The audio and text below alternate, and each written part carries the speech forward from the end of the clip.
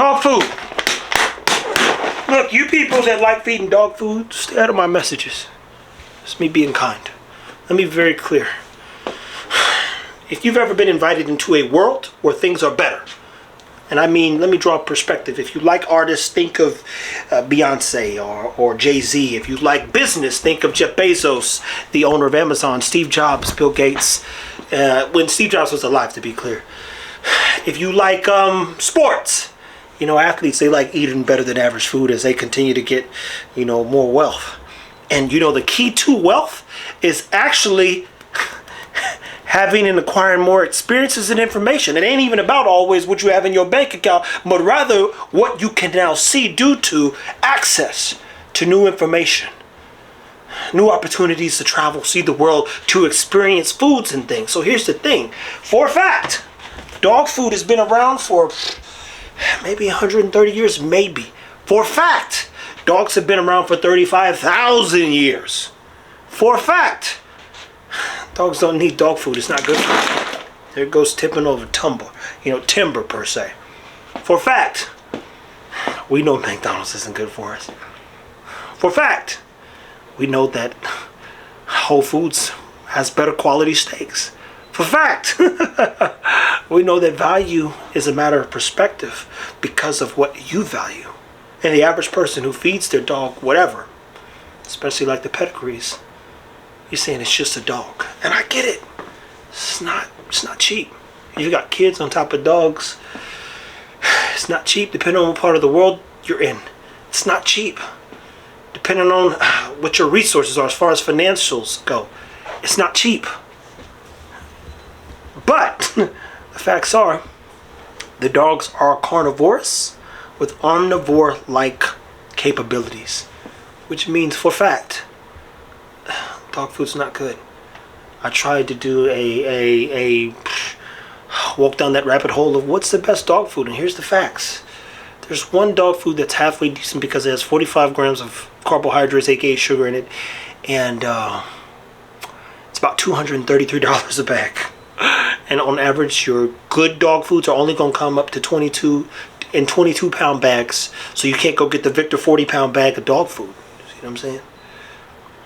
So I'm not going to argue with people about me cooking the dog's food. I'm not going to argue with people about feeding the dog's raw food. I'm not going to argue with people that don't understand biologically what the dog needs to survive, to thrive, and even more importantly, how the dog stores and utilizes energy. But for fact, our dogs are not going to eat any dog food. It's just not going to happen. I learned my lesson. And if you watch the other video, a lot of these vet bills that you're dealing with, for a fact, it's because the dog has an inflammation. The dog has an abscess. The dog has some form of cancer. The dog then gets arthritis. The dog has yeast built up. The dog body begins to get red and rash and all this other stuff. See, so for a fact, dog food is not the answer nor the solution. It's the problem. And for a fact, most people don't want to talk about it. Because again, the average home spends anywhere from $20 to $30 a month on their dog. I wish I could. But for a fact, I would never do that to my dogs. And I have. If you've watched, I walked Eco through and walked you guys through what a bag of Victor does to a dog in 30 days that's come off of a raw diet and has been eating well. He's got a strong immune system. Did you know that you can compromise a dog's immune system, especially by overdoing the sugars? And what happens when someone eats sugar in excess? Oh! Type 2 diabetes. Type 1, I believe, if I can remember correctly, is more genetic. For a fact, when the body's in an inflamed state of being, what happens to us humans? The risk of cancer increases. What causes inflammation? Sugar is one of those leading causes of inflammation. We got to do better, people. I would encourage you to read as much information as possible. Learn as much as you can. If you've got to use dog food, I tell people 1 cup of dog food, a cup of greens, aka broccoli or green beans, and a cup of ground turkey, ground pork, ground something, ground beef, to help balance out all that sugar that your dog is ingesting.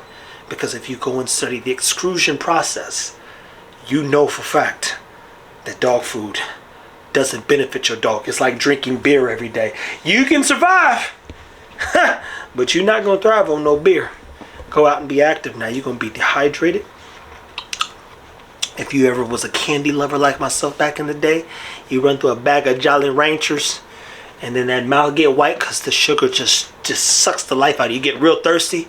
Water tastes 3 times as good after you've done what? Eating a ton of sugar. You're like, whoo, Jesus Christ. It's like being, relieved. So I encourage you, do your research. Dr. Karen Becker and Rodney do a very good job of educating everybody on what the challenges with dog food are. They won't directly go in and punch anybody in the mouth, and sometimes they do. Because at the end of the day, people are going to they're going to use dog food. That's the facts. So we'll also be creating stuff to help assist in the bettering of you and your dog's quality of life through dog food. But the rules are simple. No dog food. Good luck.